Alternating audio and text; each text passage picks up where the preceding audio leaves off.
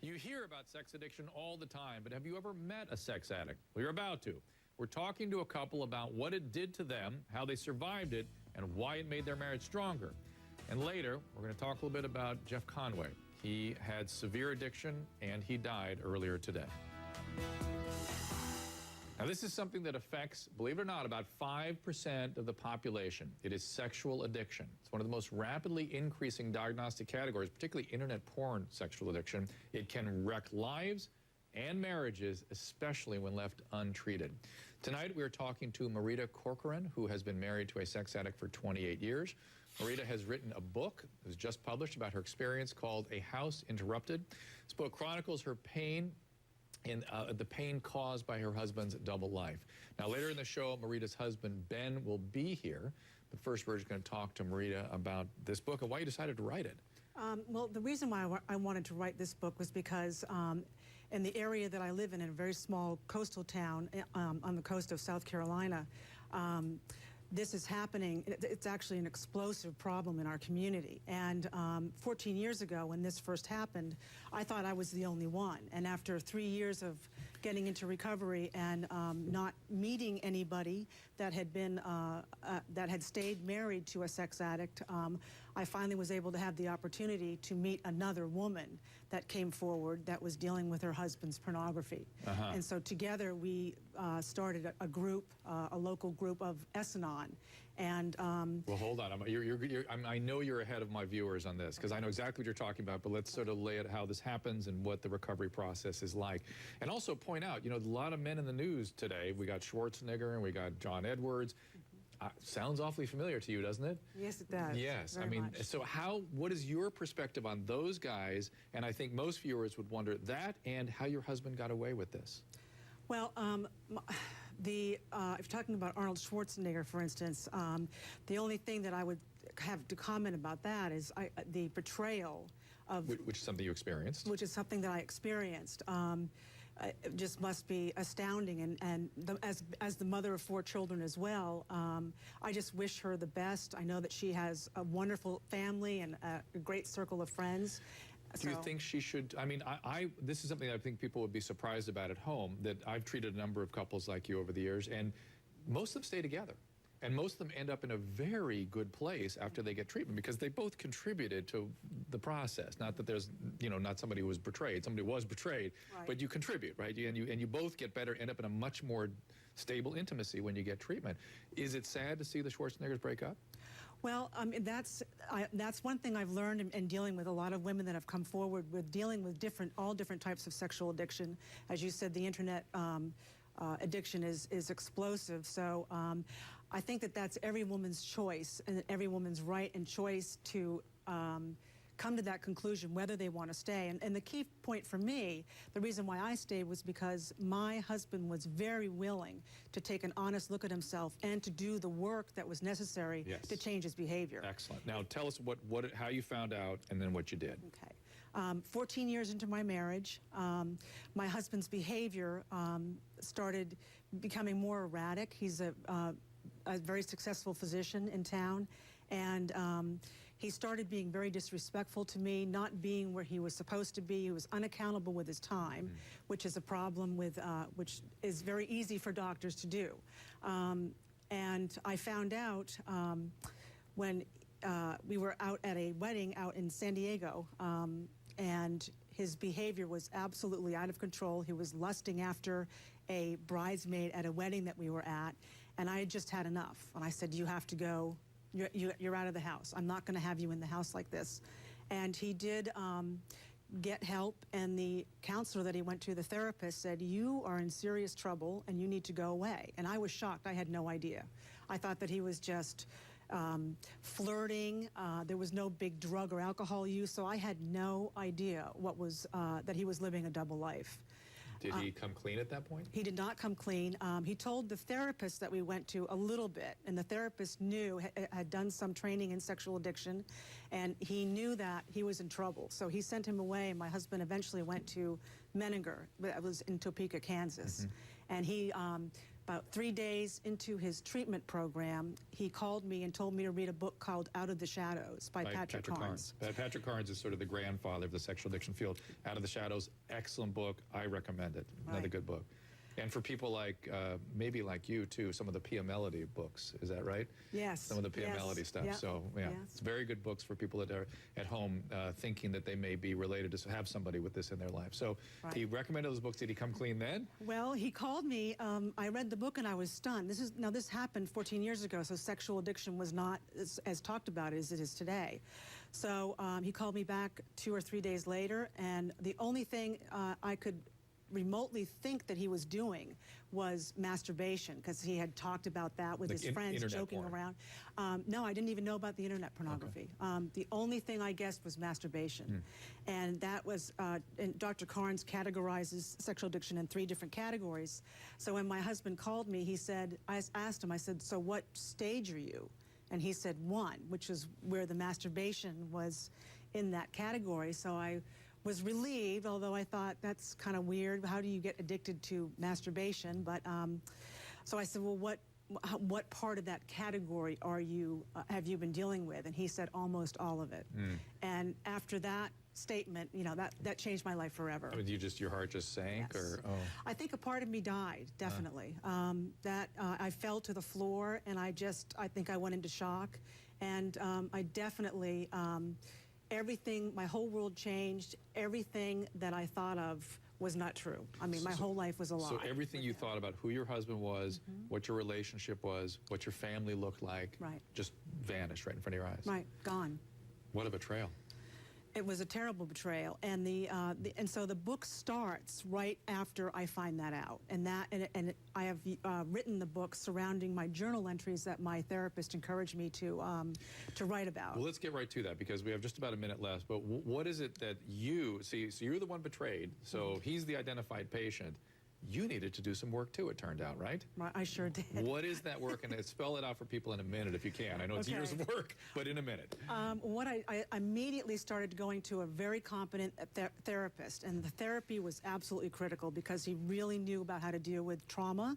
He knew how to deal with shock, codependency, and sexual addiction. Did you go to 12-step, any Al-Anon or S-Anon? I went to Al-Anon first, and then later S-Anon, and then I also, he also said, you need a spiritual foundation, so get a spiritual mentor. Give people a thumbnail of what these codependency 12-step programs are like, because people just don't, I recommend those all the time, and people rarely go. Just a thumbnail.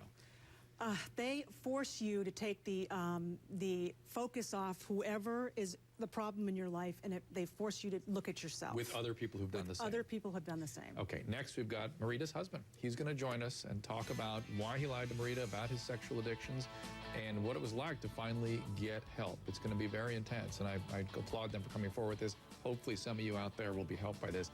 And if somebody tells you to go to an Al-Anon or an S-Anon program, go. Get a sponsor. If you're not part of the solution, you're part of the problem.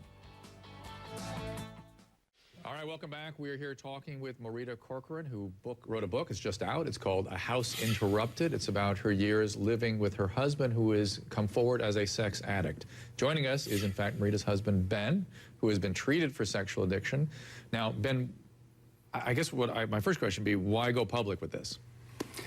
Well, my life's been so radically changed by getting healed and my giving back. And again, I work with people both professionally and personally in the field of addiction, sexual addiction in particular. And we feel so strongly that this is such a powerful, such a humongous problem that we're willing to stand out and be visible and talk about this. Well, before you, I'm fascinated by that. Before we hear your personal story, what do you see the scope of the problem? I think every day when we look at the press, you're hearing about sex addicts. Do you agree with that? It is epidemic. Yeah. I mean, just in our small community, it is epidemic. And I would not be surprised if 1 in 3 men, and maybe similar statistics in women based on what we're seeing and what we're hearing. So it is a huge problem, shrouded in secrecy. Shrouded in denial and shame. What is the basis for all this, do you think? Is it all the trauma in childhood? Is it the sexualization of our culture? Is it the combination of these things? I think it's a combination of things. In my particular situation, I think it was a shame core. I found an outlet very early on, and it worked for me. It was a way of medicating myself in isolation. And I lived in a culture that promoted those things, and it took on a life of its own. How bad did it get? What happened? Well, I mean, my life had evolved from adolescence into adulthood with masturbation, multiple sexual partners, even as I was dating and even into our marriage. You know, I had anonymous sex, had gotten into prostitution, definitely got into internet pornography when that exploded. Can I stop you? And Maurita, how do you handle hearing this even now? I have to tell you that 14 years later, the pain is not there anymore. And it's because that I have, first of all, learned about this and accept this as a disease. I believe truly that his problems are a disease. And the fact that his disease was so long and started manifesting itself really in medical school. I had only known him a year before that. So I was able to see that this was not about me. It's nothing to do with you. It had right. nothing to do with me. This man has a very serious problem. And Ben, you're a physician, like myself, you're an internist. And you mentioned to me during the break, there was something you thought that we mentioned together, Maurita and I, that was important. Yes, the fact that marriages can survive. Do often, right? If everyone does the work. Yes. And again, what does that mean? Because people may not understand what that means out there. Because work, they feel like they can read a book and that's the work. Work is experiential, and it's hard to describe. Can you take a crack at that? No pun intended. In our situation, it was both of us willing to look at ourselves and take responsibility for what role we had to play in this process. And I had done that. I did not want to lose my marriage and family. My life had unraveled. As good as my life appeared on the surface, financially and with all the trimmings of living, you know, a very good life, I had this double life that I was leading that was in the darkness, in the shadows. And it got to the point where I had so much crushing guilt and shame, anxiety and depression that when it all came crashing down, I welcomed the idea of getting help. So that self-discovery process for me was very powerful. Was there a bottom for you? Bottom for me was losing my family, losing everything financially, things had unraveled to the point where I was about to lose everything that was important to me. And I understand there was a relapse along the way, which is so typical of addiction. Can you tell me about that? Relapse happened at about 5 years of recovery. It happened because things were going great, things were going well. I began to accept this notion that maybe I'm cured. I started backing off meetings. I started backing off all the things that were working for me, working with other addicts, working with people who were a support network. I started backing away from that, backing away from my spiritual program. And lo and behold, the ideas and the intrusive thoughts came back. And once I started to entertain those thoughts, I thought maybe I could dabble in those thoughts.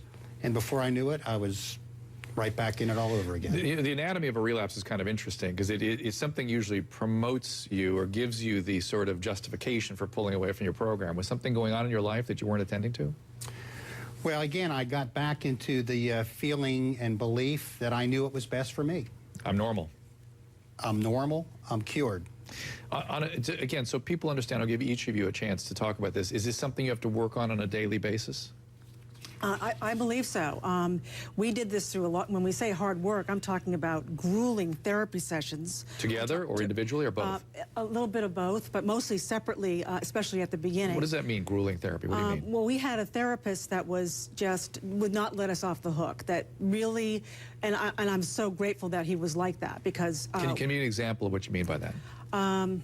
Was there some emotional issue that you just didn't want to address, and he'd insist that he could feel it there? And... Well, he would insist that. Well, for instance, he wanted me to find a spiritual mentor, and part of when Ben talks about shame, how shame-based sexual addiction is, it's also very shameful. At least I was very ashamed to be married to someone like that, married to a man that I fathered children with who would do that. So the women that I wrote this book for hopefully will see that we do not have to be ashamed. It's not our shame to carry because we didn't even do it in the first place. So finding a spiritual mentor was very humiliating for me because he asked me to find it happened to be my senior pastor's wife. She, you know, they lived a life. But she ended up being delightful, I'm sure. She was wonderful. It's your shame. It was my shame. Yeah, not her judgment of you, your shame. That was right. That's right. Is Ben similar program? similar. I have had just wonderful opportunities to be challenged by men, both spiritually and in my professional life with therapy and counseling. And again, it's imperative that I do an active program every day. I'm still involved in 12 steps. I'm still involved with talking to people. I'm still involved with accountability. I'm very involved with my spiritual program. We're very involved with our church. And I bet if we were to talk to you 10 years ago as opposed to now, we'd find you quite a different person. Because people are very transformed by these experiences, no? Dramatically different. Where did your shame come from? I understand you're ashamed of being a sex addict, but usually there's as you said, there's a shame core that you're medicating. Can you talk about what the source of that shame was? So just, even if not personally, at least in generality, so if somebody at home is managing shame, they can understand that connection between usually trauma and shame. Yeah, I'm not sure specifically where it came from for me, but at a very early age, I felt that I just was worthless, broken, inadequate. I felt embarrassed. My whole life has been designed to try and overcompensate for that.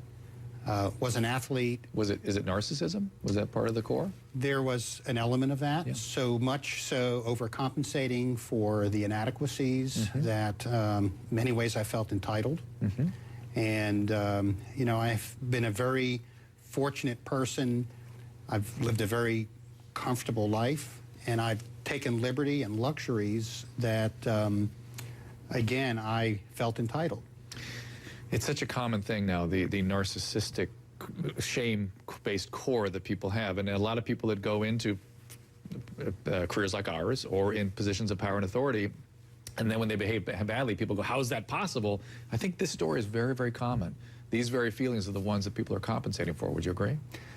Definitely. And what makes it even more difficult is professionals, clergy, and others that I know and work with, we're in a glass bubble. It's even harder to come out. It's not supposed to happen to you. It's not supposed to happen, so now we have to hide it even to a higher degree, and the shame goes to another level. I get you, and I appreciate you having the courage to come out and talk with my viewers about this. It's a very important story, and I wish you the best on the book. Thank you, Ben. Good luck with the work. Hopefully we can communicate over the upcoming